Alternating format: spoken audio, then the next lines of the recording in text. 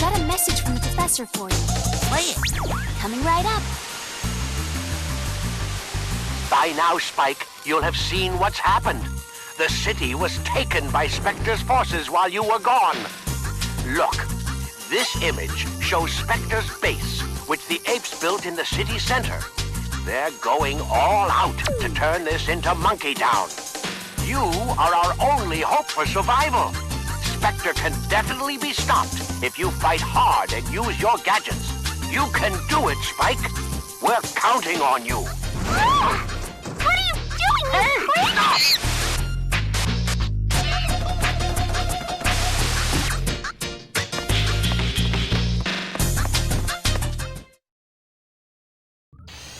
Well, wasn't that some interesting developments, huh? Finally back in the present, and things haven't gotten any better. Well, we unlocked Jake attacks, so that's something. Nothing noteworthy. Really, nothing. But finally, we're returning to the present. No more of this past shenanigans. Now the monkeys have just decided to just do a normal takeover instead of, whatever they had planned originally with rewriting the past. Spike, the new gadget you asked the professor for has been checked over, so you can now try it out in the training facility. You won't be able to proceed to the next level if you don't finish the training level. So, do your best.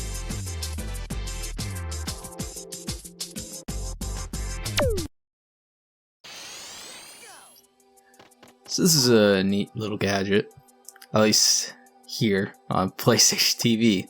Because normally on PSP you gotta control this thing with the D-pad, and oh boy, I hope you're good at crab clawing, because that's what you gotta do with this thing. Luckily the game doesn't make you have to do too much with the RC car, like move and do things at the same time. But we're talking about a PlayStation game that originally uses this as a right stick. So, yeah, there's bound to be some trouble. But like I said, luckily on PlayStation TV, you can map the D-pad to the right analog stick, so you can control this like intended. Only problem? It sucks. For some reason, well, maybe not some reason, it is the D-pad after all. If you use the right analog stick with the RC car, you're restricted to very limited movement. So the new advantage is hampered by, well, controls not being as good as it could be. So you get some issues with the control.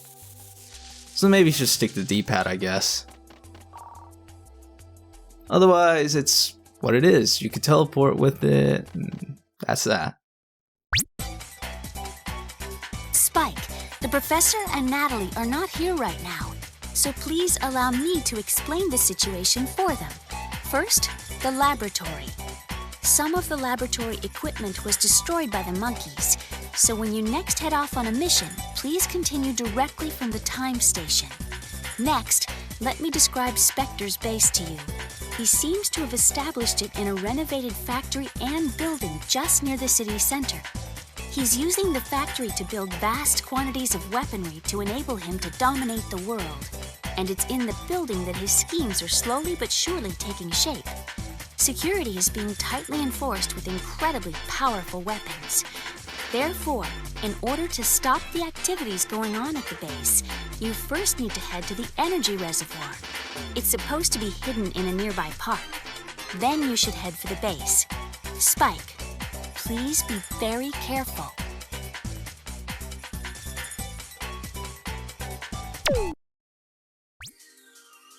Like I said, Spectre is just off with the rewriting past plot. Oh, we're gonna be doing this from now on. And for the rest of the series, in fact. Anyway, that was Cassie. Hope you enjoyed the brief screen time she gets, because that's all she does. This is probably her best iteration yet. I mean, unless, there's something with the other games, like those spin-offs. Never played those, and it doesn't help that one of them's also locked in Japan, so...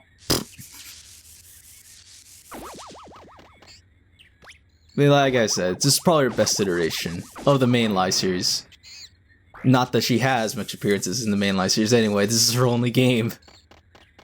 She was planned to appear in the sequel, but that never happened, so... Instead, she's restricted to just being the AI girl in the first game.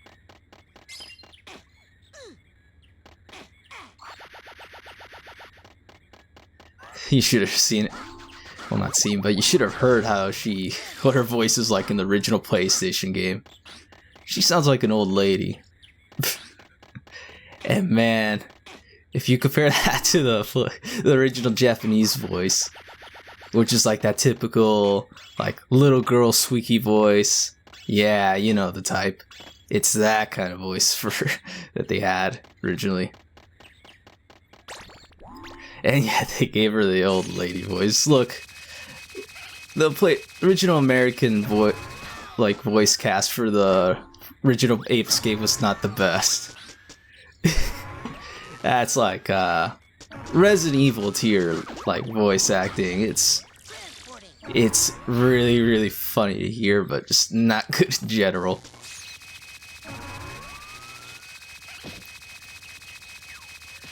Anyway, I hope you don't like, well, I hope you like sewer levels, because this park is not what it actually, what it's gonna be. I mean, sure, there's no music and nothing's happening.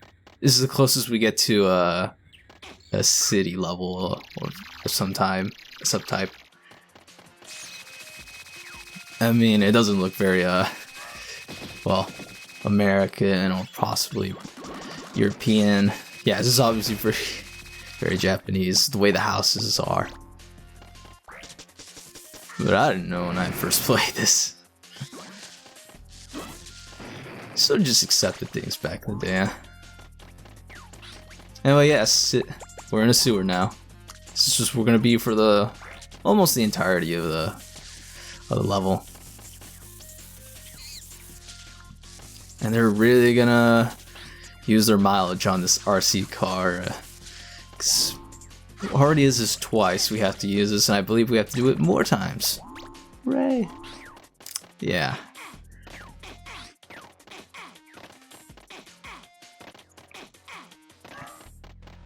There's a lot of kids references. I don't know what that's doing in the sewers, but you know, there's nothing more hip than kids with a Z. Huh? It also tells you what kind of time era this is, because you don't really see this kind of thing anymore.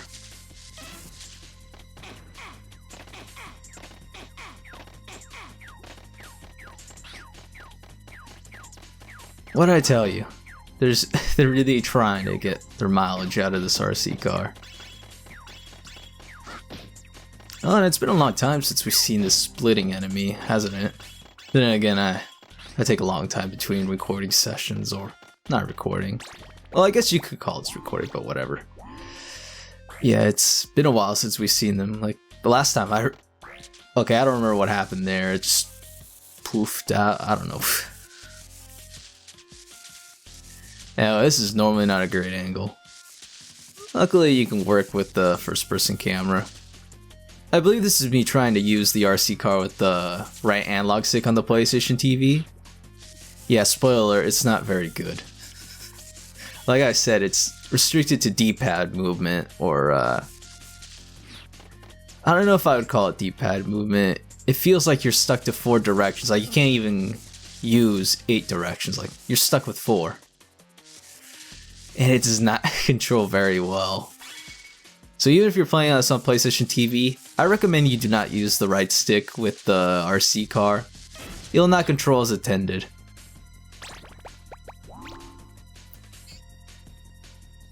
But for all those efforts, just find the red monkey here, just hanging out here.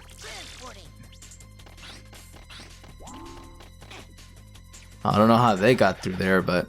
Well, then again, they can go through like those little holes. And of course, for your reward for doing that means you gotta do all this again. Isn't that fun?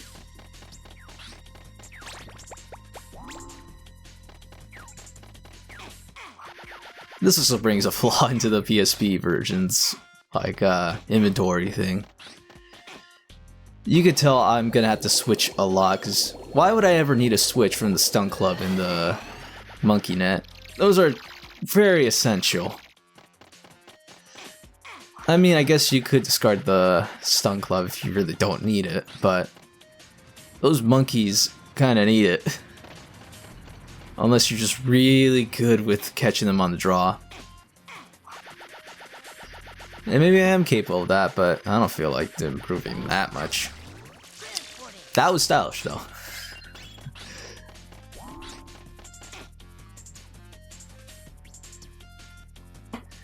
And I don't know what this place is. It's just some, could you call this a sewer? It's some, big, gigantic pipes, or canisters, or whatever those things are supposed to be, SPs that are just rolling down. The only purpose they serve in gameplay is to be another temporary platform. You could skip these first few, because, well, I guess you could. But these ones you kind of need to work a little on. Luckily, this game forgot to make the slide here the unrecoverable type. You could just jump off of it if you want. No punishment.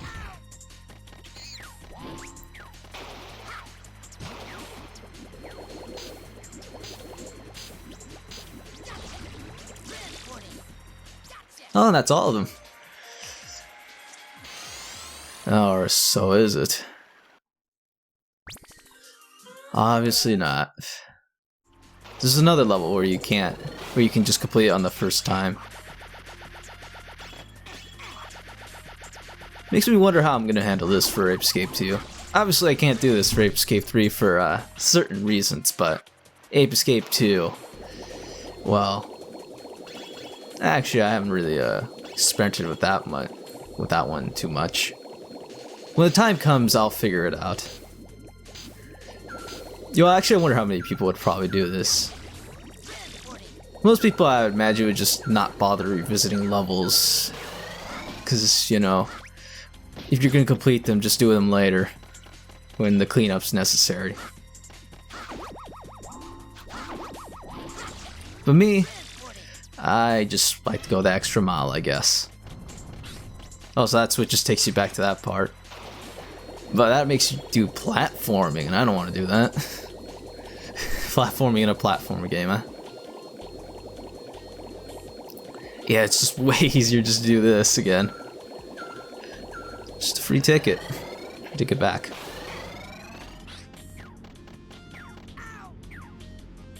And the classic old fan obstacle. Where would you be without those?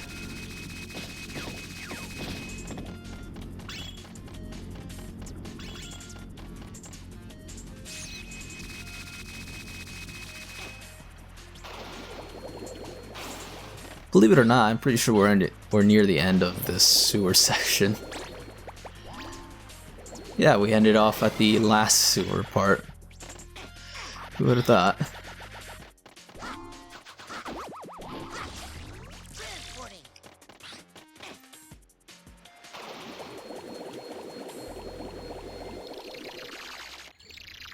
Look at that, we're right back where we started. There's even a Spectre coin here, just in case.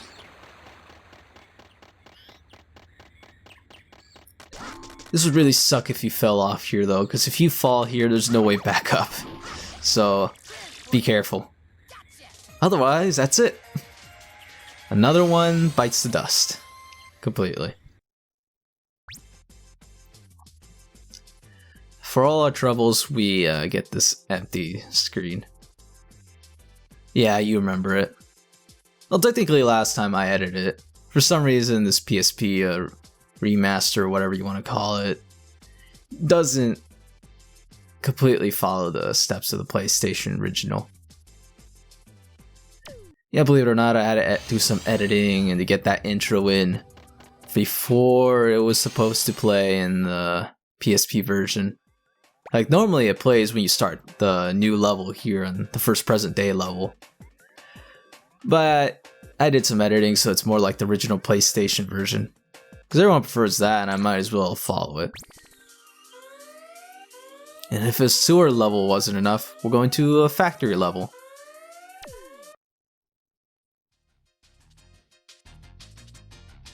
It's this theme again.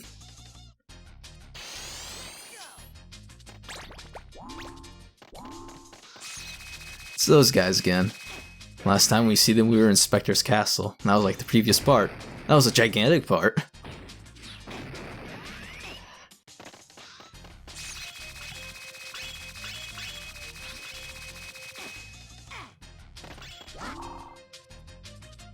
Oh yeah, and I haven't brought this up, but even though they're captured, the professor and Natalie can still communicate to you via these mailboxes, strangely enough. It's almost like the plot was secondary to all the gameplay. But they threw that in just in case. I bet you that was a rewrite, 'cause there's no way they probably drafted up the plot first in a game like this one. I'm pretty sure the gameplay was just thought out and, you know, the plot was made afterwards.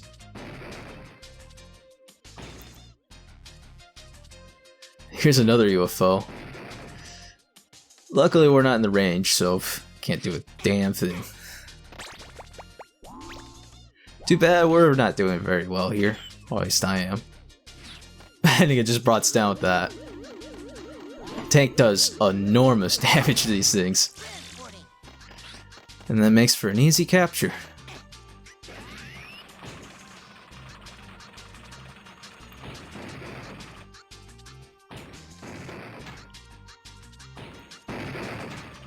I think this is the first time we've seen the tank, so if you were paying attention to what Natalie and the professor were saying while I was monologuing about their presence in the game at this point, well, this is another tank, another vehicle with the dual analog stick gimmick. Only we're playing the PSP version, so there's no dual stick gimmick.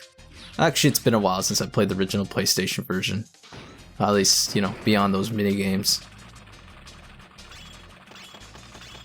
And maybe just a few glitches. Well, in general, I just haven't done much in the original game. I don't remember how this controls the original PlayStation version. All I know is the way you see it move is just how weird it is to control with the PSP. You obviously have you can see two barrels coming out of the tank. You got the one that shoots tank bullets, or whatever, tank rounds. No, they're just bullets. It's pretty weak bullets, but it's the bullets that could bullet too. Yeah, that's a good one. And obviously we had to pit it against that thing.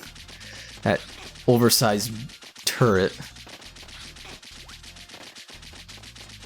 And he's even like smoking and everything. You shouldn't even be able to survive when it's in that state, but oh well.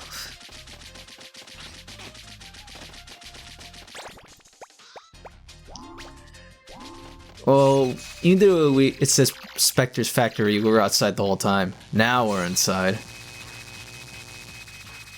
The music changes just to really drive home the point. You can even see the helmets being made. Which makes you wonder, how did they get all of them in the first place? Like, they couldn't have built this now, did they? Because if they were able to do this the whole time, what was the point of time traveling? Did Spectre really have that much of an ego that he wanted to just make things better for monkeys? I don't know.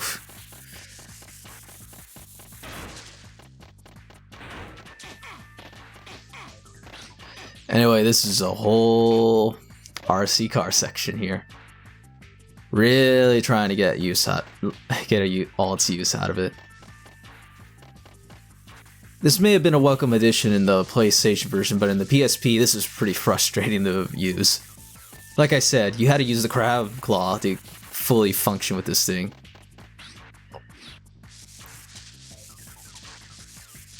And now they're gonna make you do platforming. Well, not platform, but you gotta do like these time sections with the RC car onto platforms, just to make sure that doesn't happen. Fail and you gotta do it all over again.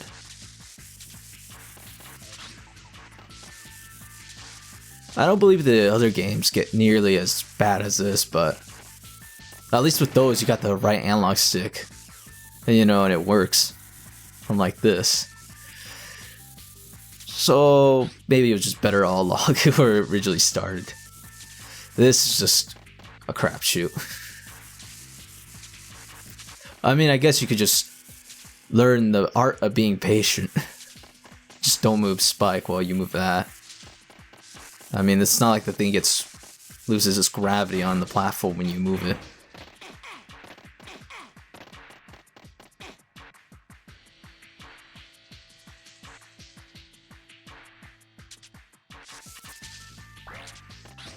Can't even be bothered to do that. Now this one's interesting. Now this one really makes you have to go out of your way to move.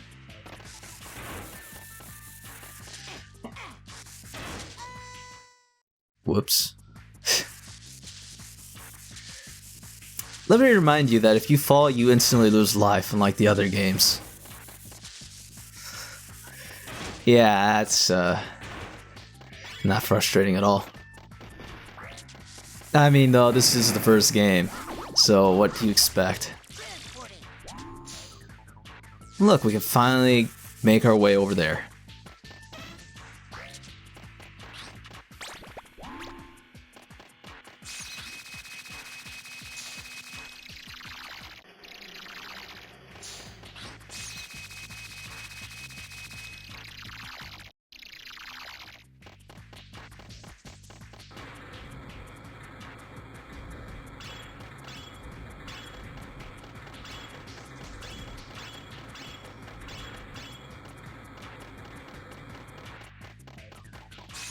This is definitely certainly something. You gotta spin all these up. Obviously you can't just go all the way on the top normally. You gotta do some little timing here. So the genius behind this is that obviously one of them is inevitably going to be lower than the other, and that'll give you a window to jump up and get on top of the, well, get to the top in general with all these three platforms giving you just enough height. You don't even need the third platform.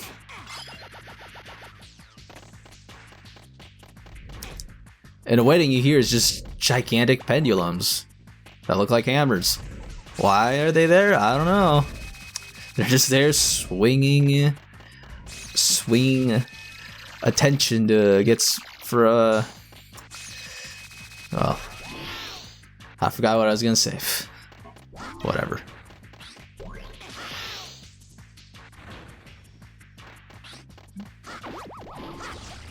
This one's another timing deal. I wouldn't call it a puzzle, it's not that much of a brain teaser.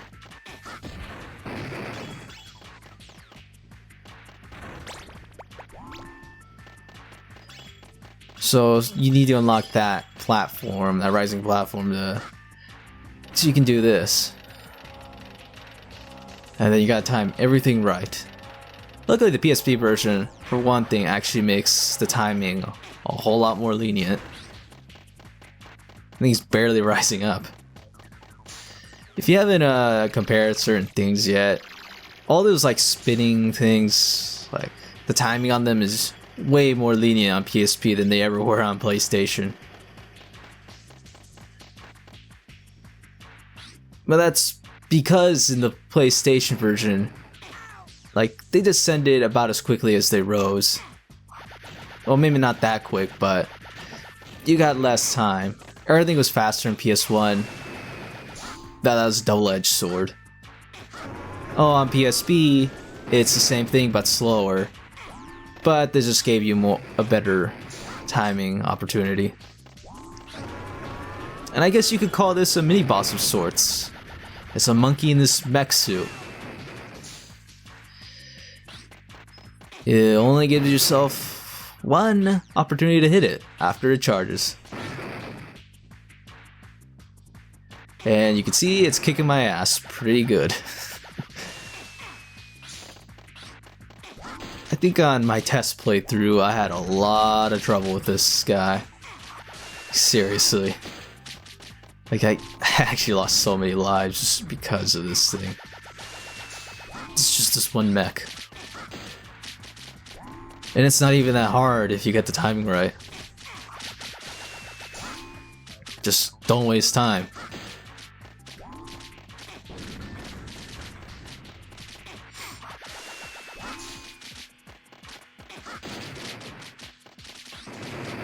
And he goes down, just like that.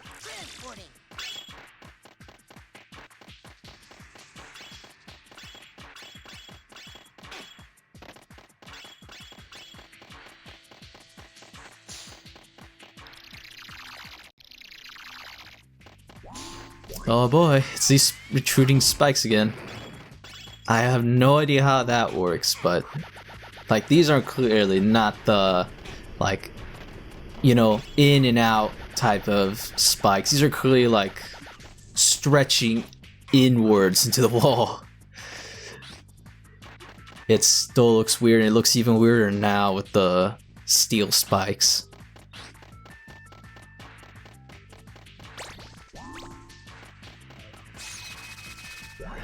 That's a pretty big pipe. Don't know why they have a tunnel there, but this factory is certainly an interesting one. I didn't even need the RC car to do that. Look at me, just being lucky.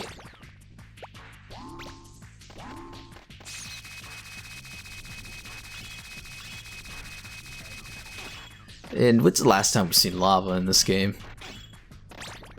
Like, I only recall it back in the first world, the first time period. Did we ever? Yeah, I don't remember anymore. If we actually covered that. That depends on how you handle things. It's one of the things that I recall. If you wait long enough in the title screen, there's an area with volcano that you get to see. I haven't covered it yet, but I guess it technically isn't a spoiler. And I mean, if you're playing this game yourself, you might have found your way there.